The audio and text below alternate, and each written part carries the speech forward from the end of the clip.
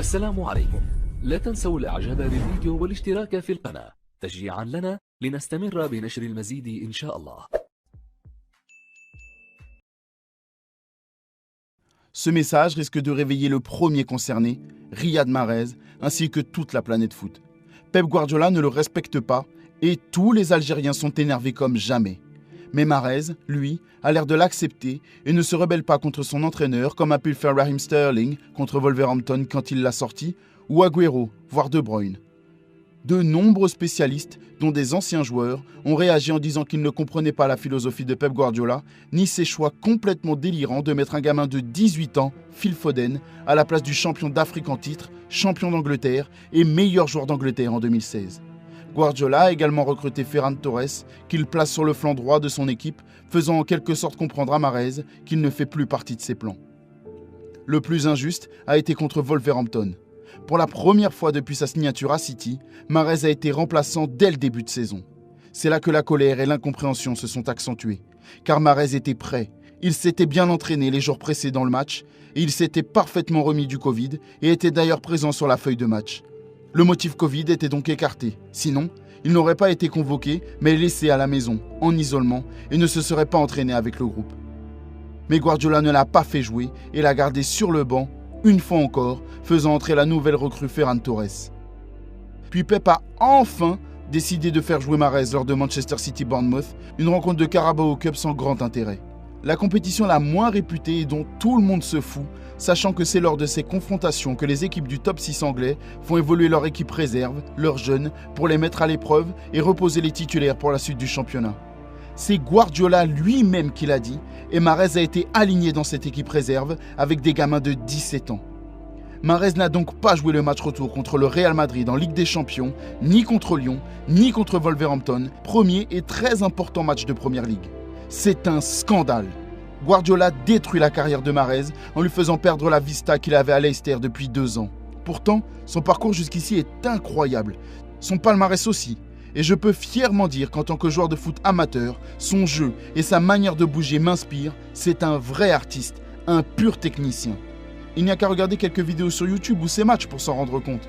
Sa 10e place au classement du Ballon d'Or parle pour lui. Le voir jouer est un pur plaisir. D'ailleurs, tous les spécialistes du football partagent cet avis, mais également le fait qu'il est ultra sous-coté alors qu'il est le meilleur joueur de City avec Kevin De Bruyne. Un point noir qui malheureusement fait de lui un joueur sous-coté.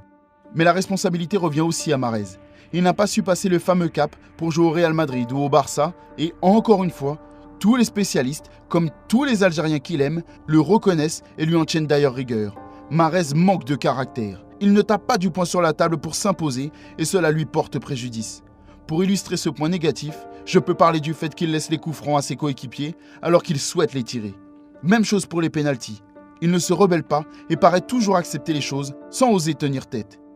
Il ne sait même pas se faire entendre lorsque Pep le sort à la 65e minute ou lorsqu'il le laisse sur le banc alors qu'il a marqué 1, voire 2 buts lors du match précédent. Ou qu'il a offert 1 ou 2 passes décisives. C'est le meilleur joueur à son poste. Alors oui, je suis en colère. Si on compare les 2 entraîneurs que sont Klopp et Guardiola, il y a une différence qui saute aux yeux. Si on se concentre sur leur style de management, Klopp va instaurer une stabilité dans son équipe car il a établi un 11 type qu'il va faire débuter à presque chaque match, sauf en cas de pépin physique. Cela donne un certain équilibre à son équipe qui lui permet de gagner des trophées. Cette analyse est certes très simpliste, je sais, mais elle n'en est pas moins vraie. Guardiola va au contraire faire usage de sa philosophie un peu trop fréquemment, comme face à Lyon en Ligue des Champions, et faire tourner trop souvent sans quoi que ce soit ne l'impose.